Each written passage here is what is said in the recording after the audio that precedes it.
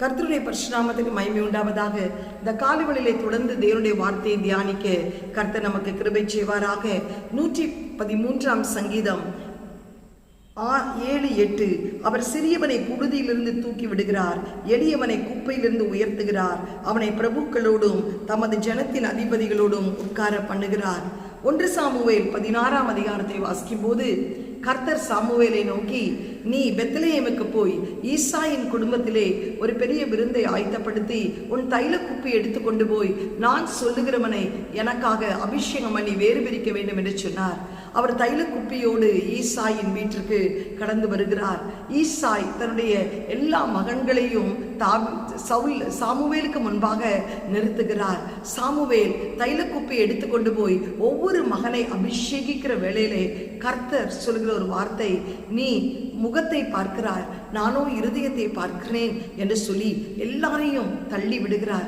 அப்பொழுது சாமுவேல் கேட்கிறார், இன்னும் வேறு யாராவது ஒரு மகன் உண்டோ என்று கேட்கும்போது ஈசாய் வேறு வழி இல்லாமல் இன்னும் ஒரு மகன் உண்டு, அவன் ஆடு மேய்த்து கொண்டிருக்கிறான் என்று சொன்னார்.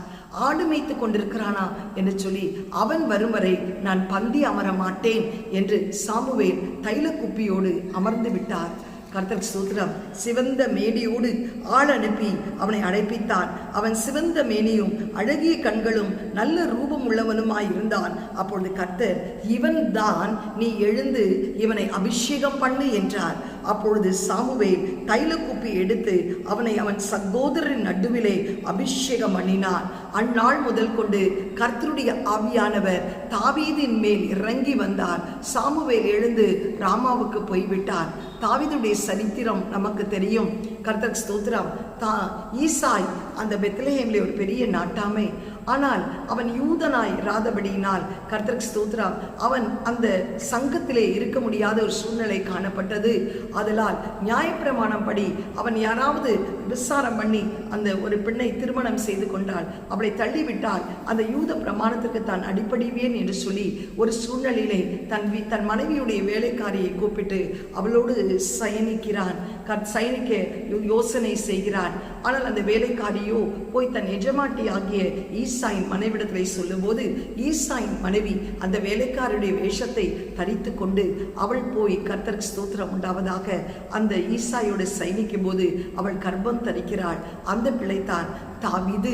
அப்பொழுது அந்த ஈசாய்க்கு பலவிதமான கேள்விகள், நான் வேலைக்காரியோடு அல்லவா சயனித்தேன், ஆனால் இவள் எப்படி கர்ப்பவதி ஆனாள் என்று சொல்லி அப்பொழுது வழக்கிலே நின்று சொல்லும்போது மனைவி எல்லாவற்றையும் அதை சொல்லும்போது ஈசாய் மிகவும் வெட்கப்பட்டு வேதனைக்குள்ளானான். இந்த மகன் நிமித்தம் தானே இத்தனை வேதனை, இத்தனை நிந்தனை, இத்தனை அவமானம் என்று சொல்லி அவன் புறக்கணிக்கப்பட்டவனாய் வாழ்ந்து கொண்டிருந்தான்.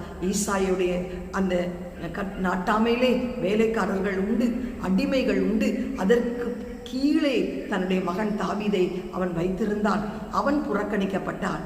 ஆனால் தாவீதோ கர்த்தருக்கு ஸ்தோத்திரம் உண்டாவதாக எளியவனை குப்பையிலிருந்து எடுத்து, கர்த்தருக்கு ஸ்தோத்திரம் சிறியவனை புழுதியிலிருந்து எடுத்து ராஜாக்களோடு அதிபதிகளோடு உட்கார செய்வேன்னு சொன்ன தேவன் எல்லாரையும் புறக்கணித்து விட்டு தாவீது யாரால் புறக்கணிக்கப்பட்டானோ அந்த சகோதரர்கள் மத்தியிலே, அந்த தகப்பன் நடுவிலே அவன் உயர்ந்த ஸ்தானத்திலே உயர்ந்து நிற்கும்படி கர்த்தர் கிருபை செய்தார்.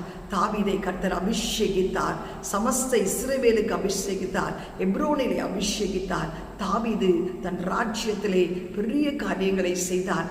தாவீது ஆண்டவருக்கு இருதயத்திற்கு ஏற்றவனாய் மாற கர்த்தர் கிருபை செய்தார். ஏன்? தாவீதின் குமாரன் என்று சொல்லத்தக்க விதத்திலே உயர்ந்த ஸ்தானத்திலே கொண்டு வந்து கர்த்தர் நிறுத்தினார். இன்றைக்கு மனுஷரால் நீ புறக்கணிக்கப்பட்டிருக்கலாம். செய்யாத தவறுக்கு நீ இன்றைக்கு தீமைகளை அனுபவித்துக் கொண்டிருக்கலாம். நீ ஒரு குப்பையை போல் உன் குடும்பத்திலே எண்ணப்படலாம். ஒரு எளியவனை போல் நீ தூக்கி எறியப்பட்டிருக்கலாம்.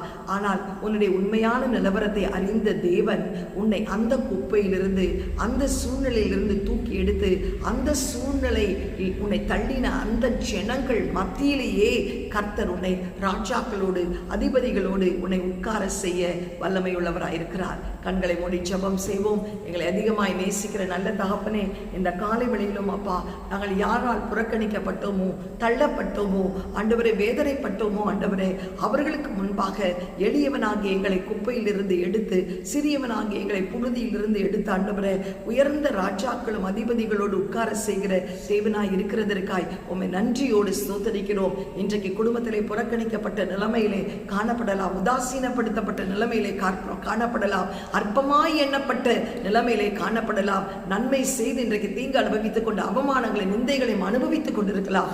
ஆனால் அவர்களை நீர் ஆண்டவரே புழுதியிலிருந்து எடுத்து, குப்பையிலிருந்து எடுத்து, சாதிகளோடு ராஜாக்களோடு அமர செய்து கர்த்தாவே உயர்ந்த ஸ்தானத்தில் நிற்க செய்கிறதற்காய் ஸ்தோத்திரம். தேவ கிருபை ஆளுகை செய்யட்டும் இயேசுவின் மூலம் நல்ல பிதாவே, ஆமென். God bless you.